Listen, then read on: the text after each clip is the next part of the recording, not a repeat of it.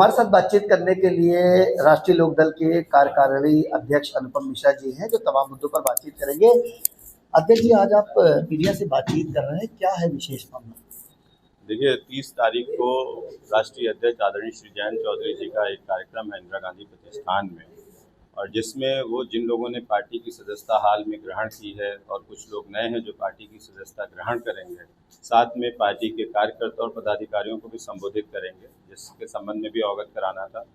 दूसरा ये कि वर्तमान समय में जो उत्तर प्रदेश में राजनीतिक हलचल चल रही है, उस पर भी कुछ बिंदु थे जो हम आपसे साझा करना चाहते थे। उसमें यह है कि कई सारी इस समय राजनीतिक हलचलों के बीच में राष्ट्रीय लोकदल के लिए एक अच्छी पहल ये है कि समाज के विभिन्न वर्ग राष्ट्रीय लोकदल की तरफ आकर्षित हो रहे हैं और बड़ी तीव्रता के साथ ज्वाइन भी कर रहे हैं।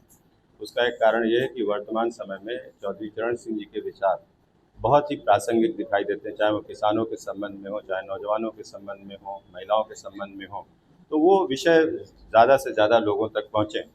दूसरा, चूँकि मैं ब्राह्मण समाज से आता हूँ, तो मेरी भी ये एक नैतिक भी जिम्मेदारी है कि दल से हम अपने समाज के ज़्यादा से ज़्यादा लोगों को जोड़ें, जो अपने आप को उपेक्षित समझते हैं या ऐसा अपमानित महसूस करते हैं, जिन्हें लगता है कि समाज में उनको जो स्थान मिलना चाहिए, राजनीतिक दलों में जो उनको स्थान मिलना चाहिए, वो मिले।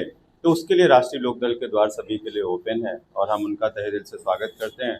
और सिर्फ अपने ही समाज का नहीं, अभी हमारे यहाँ हाल में मुस्लिम समाज के बहुत सारे लोगों ने पार्टी ज्वाइन की और ओबीसी समाज के बहुत सारे लोगों ने ज्वाइन की। लेकिन फिर भी क्योंकि एक समाज का मैं प्रतिनिधित्व करता हूँ, तो मेरे ऊपर ये जिम्मेदारी है जो इंदिरा गांधी प्रतिष्ठान में उस दिन ब्राह्मण समाज और सवर्ण समाज के बहुत सारे लोग राष्ट्रीय लोकदल की सदस्यता ग्रहण करेंगे। क्योंकि आपको कार्यकारी अध्यक्ष बनाया गया है, यूपी में विधानसभा का चुनाव है, किस तरह से फील्ड में मजबूत करेंगे ताकि आपके जो वोटर हैं वो और भी मजबूती से आ सके? देखिए, पहले दौर में तो हम लोग समीक्षा बैठक कर रहे हैं जो क्षेत्रीय अध्यक्षों के साथ हो रही है और जिला अध्यक्षों के साथ हो रही है।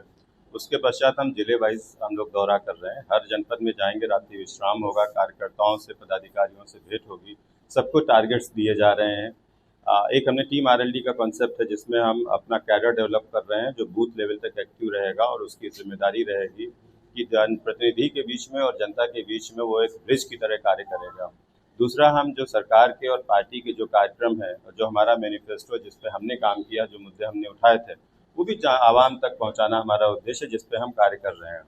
क्योंकि हमारे पास अपनी बताने के लिए जो अचीवमेंट्स हैं वो भी हम ले जाएंगे उनके बीच में, और जनता का जो मैनिफेस्टो हमने तैयार किया था, रिलीज़ किया था, वो भी हम बताएंगे कि जो हमने आपसे वादे किए थे वो कितने पूरे किए, और नए कार्यक्रमों के साथ हम उनके बीच में जा रहे हैं। अध्यक्ष जी, एक आखिरी सवाल, उत्तर प्रदेश में महंगाई और चीनी के दाम लगातार बढ़ रहे हैं, जिसको लेकर तमाम जो विरोधी दल हैं वो प्रदर्शन कर रहे हैं, कैसे आप इसको देखते हैं? क्योंकि जो चीनी का दाम है वो बढ़ता जा रहा है, जिससे गन्ने की भी शॉर्टेज होगी। देखिए, ये हमेशा, क्योंकि जो भारतवर्ष है वो विविधताओं से भरा हुआ और बहुसंख्यक जनसंख्या का दबाव बहुत ज़्यादा है। हमारे पास एक विचित्र बात यह है कि रिसोर्सेज जितने हैं उससे ज़्यादा जनसंख्या है। तो कई बार होता क्या है कि कुछ लोग ऐसे होते हैं जो बाज़ार पे कब्जा करने की कोशिश करते हैं, काला बाजारी करते हैं और चीज़ों को होल्ड करते हैं ताकि उसकी प्राइस हाई हो। और ऐसी घटना आई है, इसमें कोई दो राय नहीं है कि शुगर के प्राइस भी बढ़े हैं, कुछ सब्जियों के भी दाम बढ़े, लेकिन सरकार ने उस पर तुरंत कार्रवाई करते हुए जमाखोरी के खिलाफ अभियान छेड़ दिया है। अब कोई कहीं पे भी किसी भी खाद्य पदार्थ की जमाखोरी नहीं कर सकता है।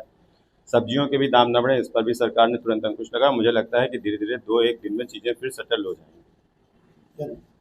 तो ये थे लोकदल के अध्यक्ष, जिनका साफ तौर पर कहना था कि चुनाव से पहले अब तमाम जो लोकदल के कार्यक्रम वो होंगे। इस कार्यक्रम में कहीं ना कहीं जो जयंत चौधरी जी है वो भी शामिल होंगे। लखनऊ से भारत समाचार के लिए मजहर हुसैन।